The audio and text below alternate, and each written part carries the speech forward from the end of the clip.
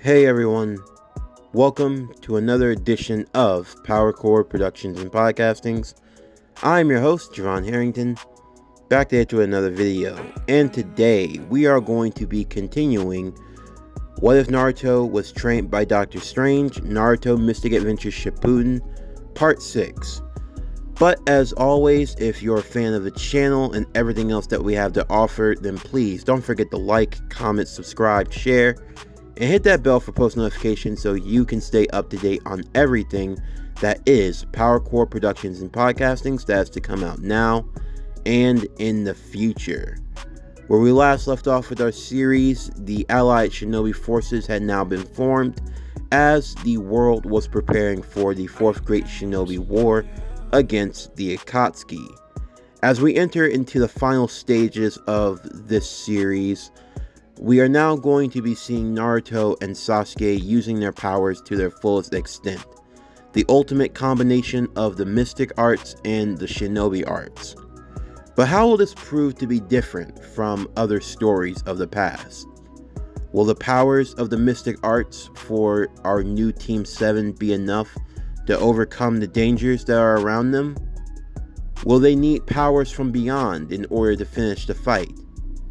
And what will the fate of the world be when even darker forces start to make their appearance? For all this and more, stay tuned as we now continue. What If Naruto Was Trained by Dr. Strange? Naruto Mystic Adventures Shippuden, Part 6. As always, sit back, relax, and enjoy the show.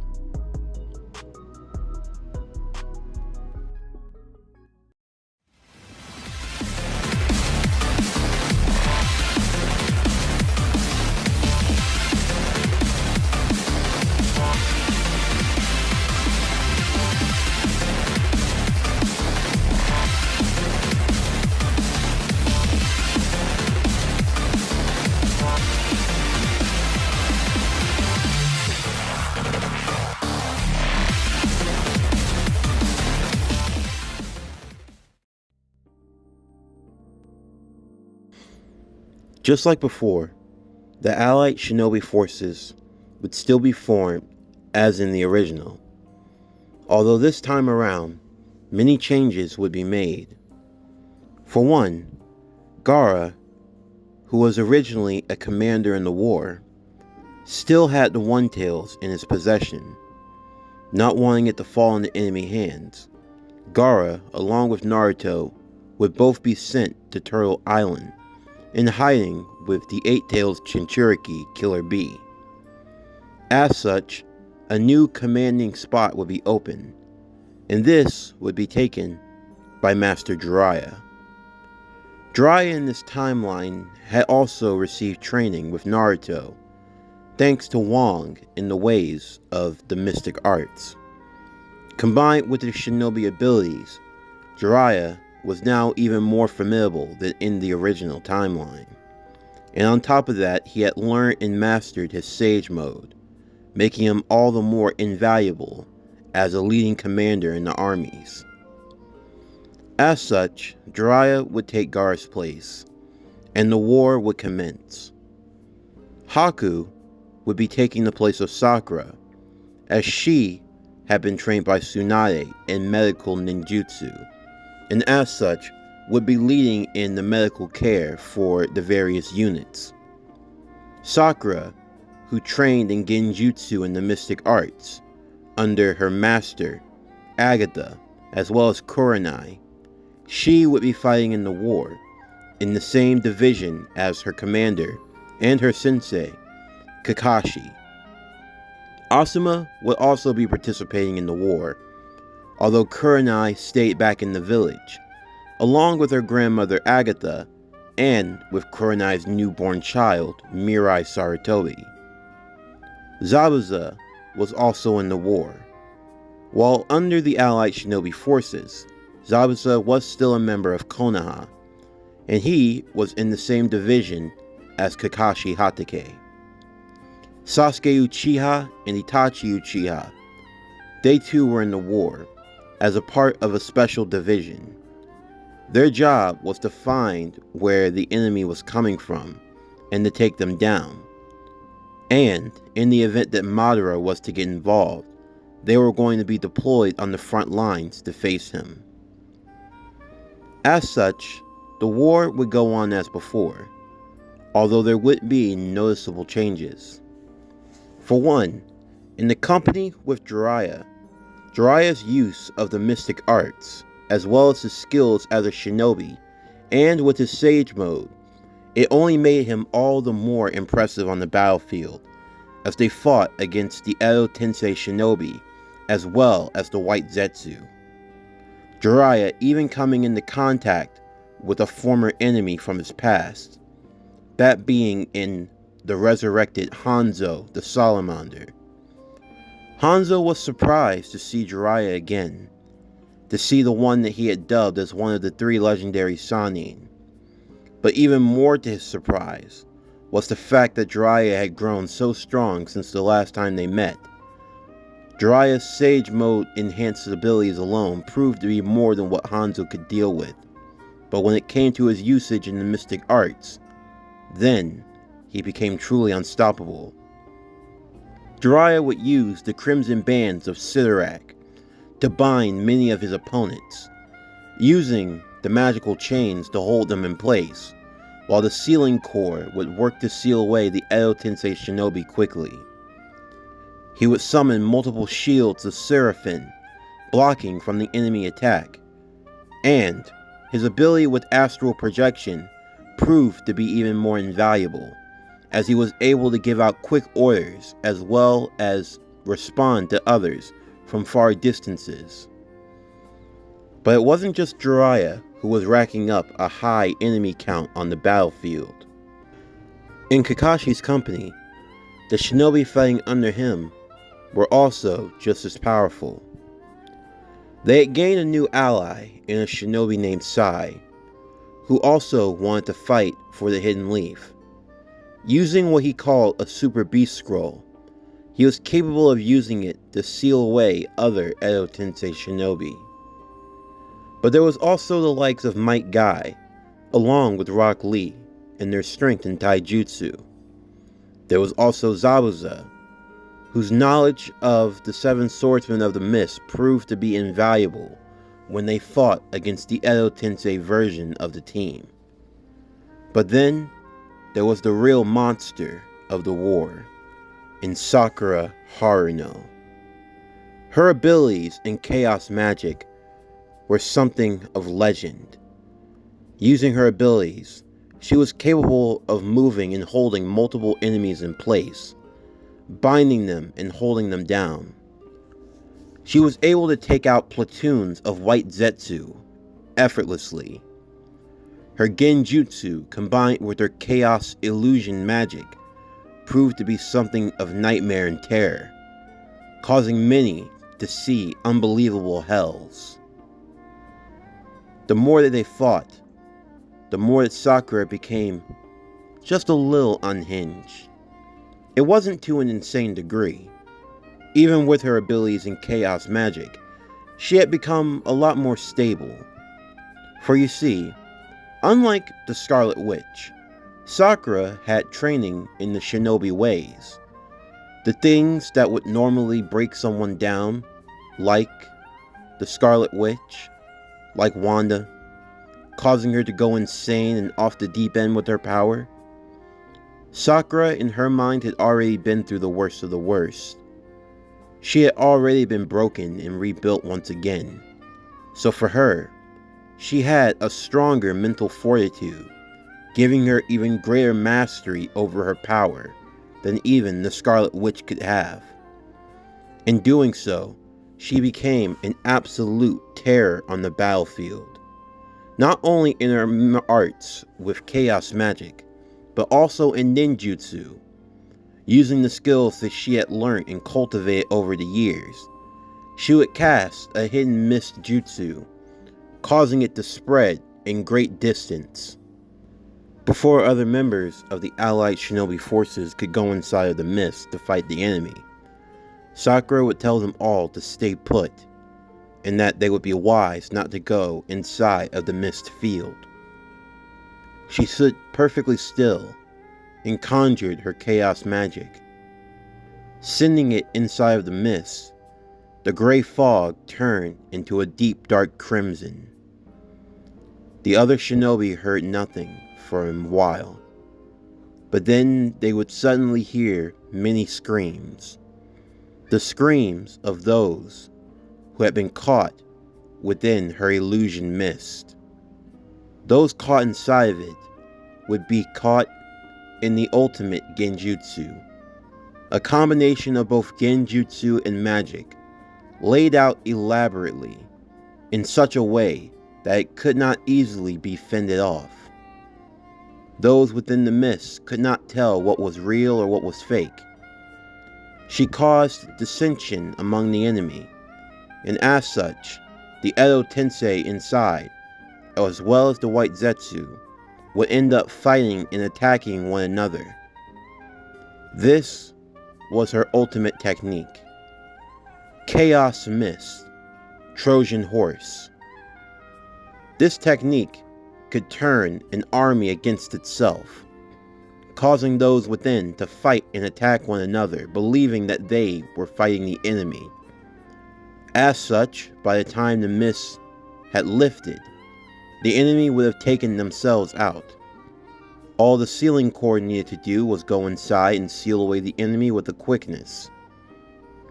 As the war continued onward, it seemed as though more and more was in the favor of the allied shinobi forces. That was until Kabuto played his next hand.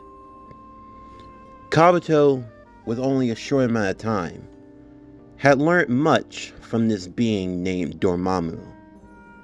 Using Sasuke's DNA that had traces of magic, combined with the darkness that was within Kabuto's heart. Well, that just created an opening for a being, even from another multiverse, to reach out to him. It was faint. It wasn't strong, but it was strong enough to amplify his own strength. It made Kabuto have to get serious. He couldn't pull his punches anymore. He couldn't afford to. He would take his most powerful piece, that being Deidara, and he stripped him of his emotions fully. Now wasn't the time to be sentimental, no. Now was the time to make matters worse. And that was exactly what Kabuto did. For Kabuto, using Deidara, he forced him to use C0 on the 4th Division, wiping out more than half of their forces instantly. It came without warning. It came as a surprise.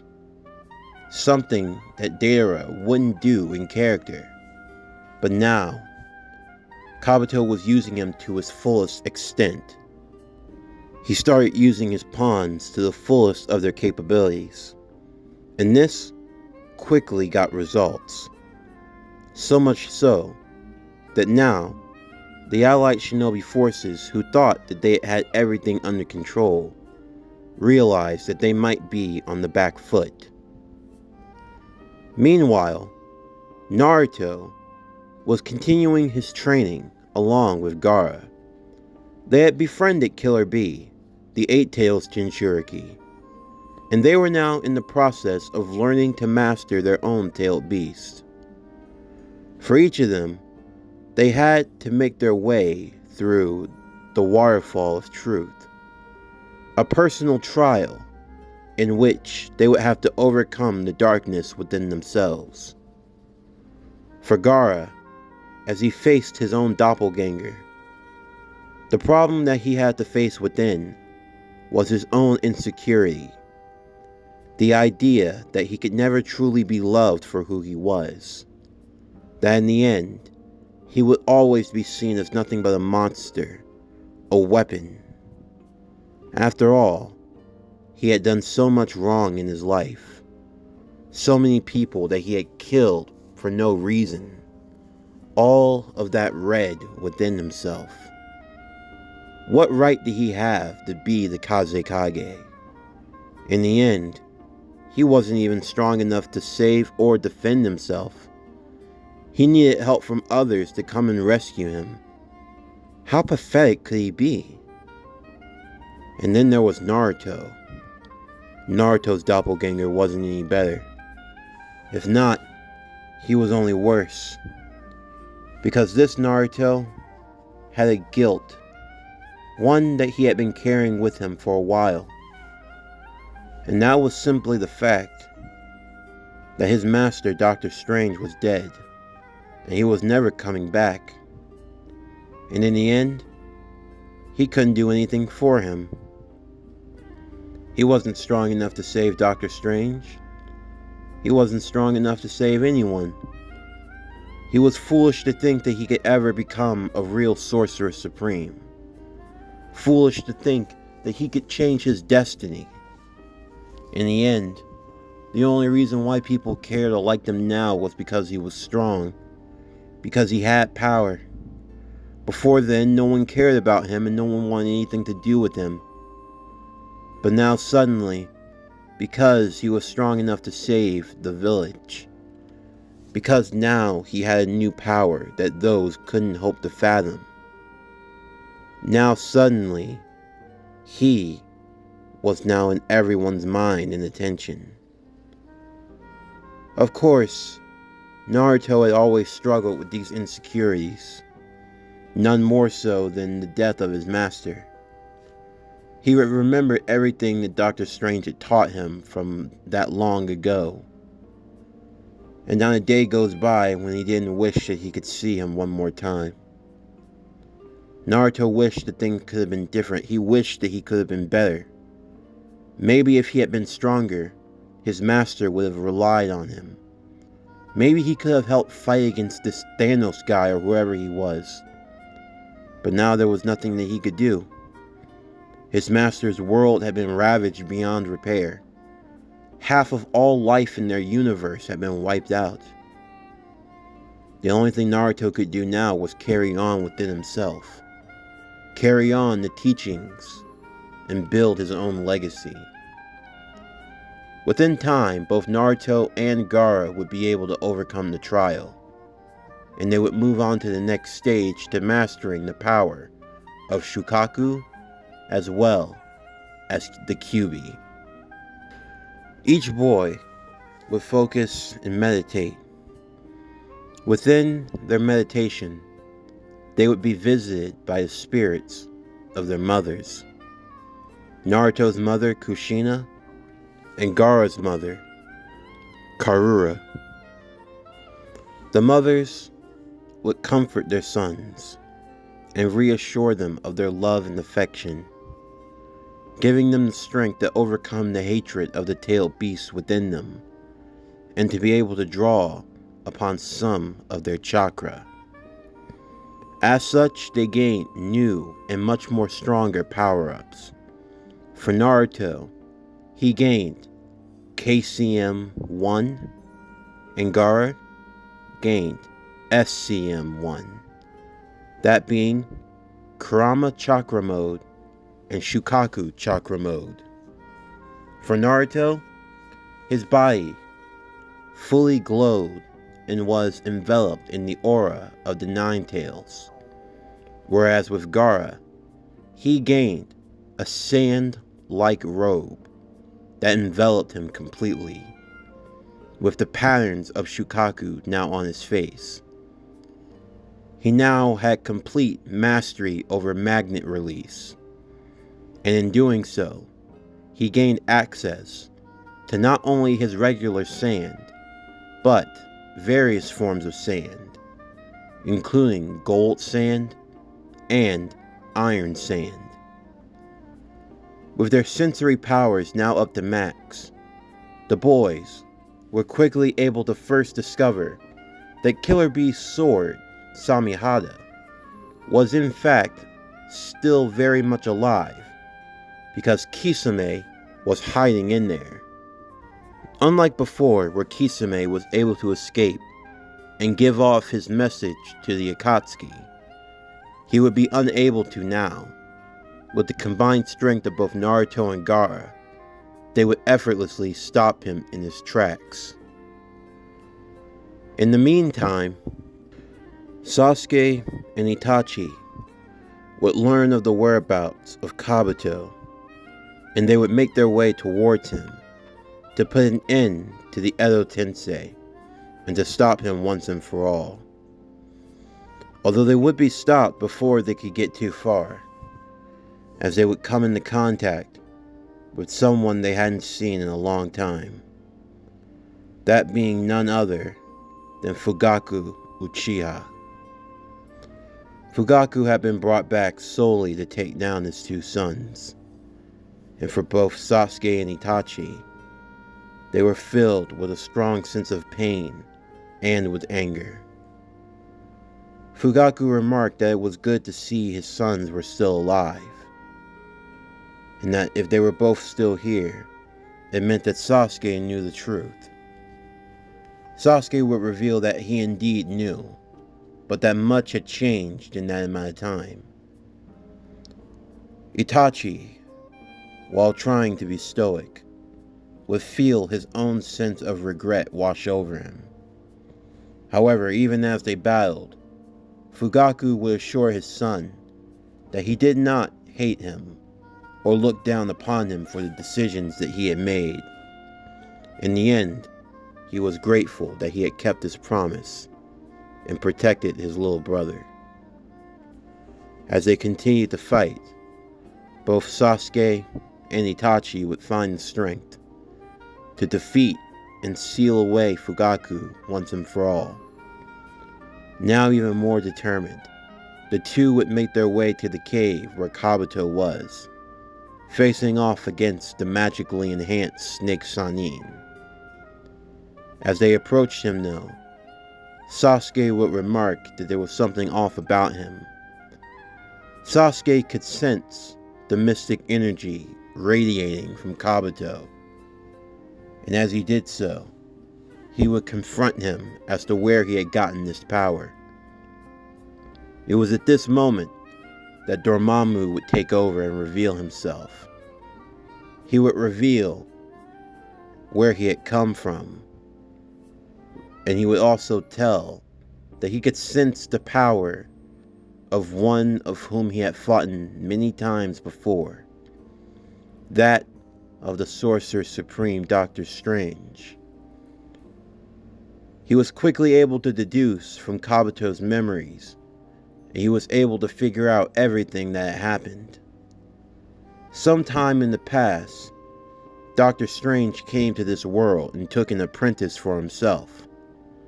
And as such, now there were sorcerers growing in this dimension, which was all the better, because now it gave a host of enemies a new place to call home.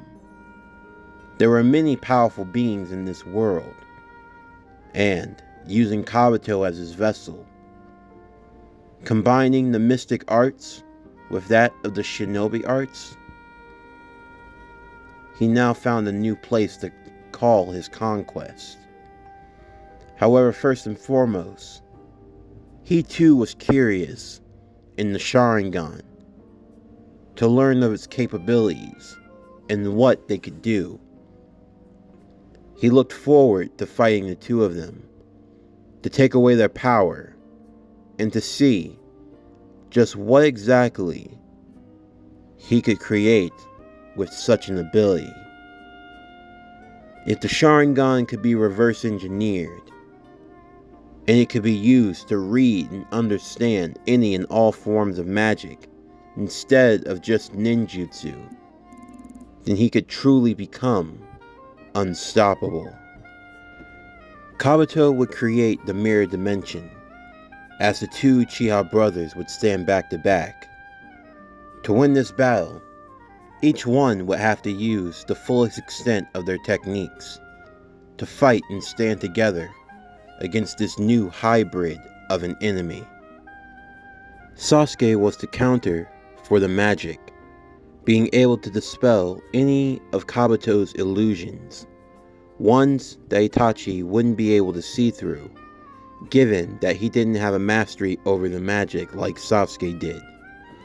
And for Itachi was able to strategize, being able to use his brother's talents and his own to put them in the best position to win. Even with Kabuto shutting off all of his senses so that the Sharingan wouldn't pose a threat to him, it still did not leave him safe from the two of them at all. Their main goal was getting Kabuto to stop the Edo Tensei, as the fighting and the war had now taken a drastic turn. By this point in time, Naruto, Gaara, and Killer Bee would have gone off to join in the war efforts. Naruto's newfound strength in KCM, combined with his skills in the mystic arts, proved to be the ultimate turning point in the war. As multiple Naruto clones raced out to different battlefields, each one now not only enhanced with the power of the Nine Tails, but using that power to amplify their own magic, they were able to take out the enemy a lot faster and in a lot more efficiency. It had gotten to the point where Kabuto had had no choice but to call out his ace in the hole, that being none other than the real Madara Uchiha. As the real Madara arrived, Inoki, along with the Naruto clone that had been there and the members of that platoon, would be caught in the fight of their lives, facing off against one of the ultimate shinobi of legend. While the real Naruto, along with Gaara, Kakashi, Zabuza, and Guy, and Sakura, would have their hands full fighting against the masked shinobi, who in fact was not Madara, but was someone else. Someone from Kakashi's past. Both Sasuke and Itachi would work together and combine their efforts to defeat Kabuto. Kabuto ultimately being caught in his own undoing by using that of the Izanagi. In doing so, he found himself caught in an ultimate loop. But that was just Kabuto. There was someone else in his consciousness who would not easily be ensnared by the genjutsu of the Uchiha. That being none other than Dormammu, who now had complete control over Kabuto's body. He wasn't fully familiar with how all of his skills worked, but he would learn soon enough. This was where Sasuke came to the forefront. As Sasuke's skill in the mystic arts, it allowed him to match against the controlled Kabuto, as Itachi would provide his younger brother with assistance, the two of them fighting against the Master of Darkness, until eventually they were able to push him into a corner, where he had no choice but to release his hold over Kabuto, sending himself back into the dark dimension from which he had come from, leaving Kabuto to stand there alone for all eternity. Thankfully, they were able to learn how to undo the Edo Tensei. Forcing him to do so, many of the revived shinobi of the past were slowly being sent back to the afterlife. Although, there was one that refused to leave, that being Madara Uchiha himself, who had managed to cast reverse Edo Tensei, freeing himself from control, and now he was in command. As now both Itachi and Sasuke had learned of this, the shinobi forces were starting to reconvene and join once more, as the war had taken a new front. As the five Kage joined together to face against Madara, Jiraiya was on his way to aid Naruto as he was about to enter the next stage of his fight against the masked shinobi. And in the meantime, both Sasuke and Itachi knew where they needed to go. They set their course for the five Kage. This war how it began and how it started was all because of an Uchiha. And now it was time for the Uchiha to right their wrongs. Both Sasuke and Itachi were making their way to face Madara Uchiha, as Naruto and his allies stood against the masked shinobi. The war was now entering into its next stage, and the decisions made here could lead to the final outcome for the shinobi world. This concludes What If Naruto Was Trained by Dr. Strange? Naruto Mystic Adventures Shippuden Part 6. As always, if you're a fan of the channel and everything else that we have to offer, then please don't forget to like, comment, subscribe, share, and hit that bell for post notifications so you can stay up to date on everything that is PowerCore Productions and Podcastings that has to come out now and in the future. Stay tuned for tomorrow's video as we continue Naruto Ultimate Ninja Storm based on the Heroes of the Morphing Grid series, Part 6. But anyway, that's going to do it for the end of today's video. I'm Javon Harrington with PowerCore Productions and Podcastings. Signing off, and I'll see you next time.